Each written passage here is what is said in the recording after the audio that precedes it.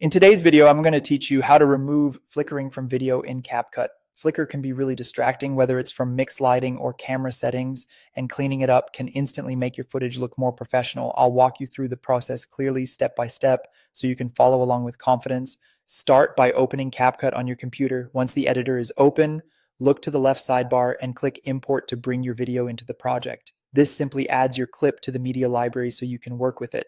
After the video appears in your media panel, drag and drop it onto the timeline at the bottom of the screen. The timeline is where you'll make all your adjustments, so placing the clip there is essential. Next, click directly on the clip in the timeline to select it. This tells CapCut exactly which piece of footage you want to adjust. With the clip selected, move to the right-hand panel. You'll see a range of editing controls. Click on the Video tab to reveal the settings related to your clip's visual properties. Inside the Video tab, find the Basics section. This area contains straightforward adjustments designed to quickly improve your footage. Scroll down until you see the option labeled Remove Flickers. Check that box. When you enable this feature, CapCut analyzes your video and works to reduce those rapid, distracting brightness shifts that we describe as flicker. The process runs automatically, so you don't need to fine-tune anything here. Depending on the length and resolution of your video, this analysis may take a moment.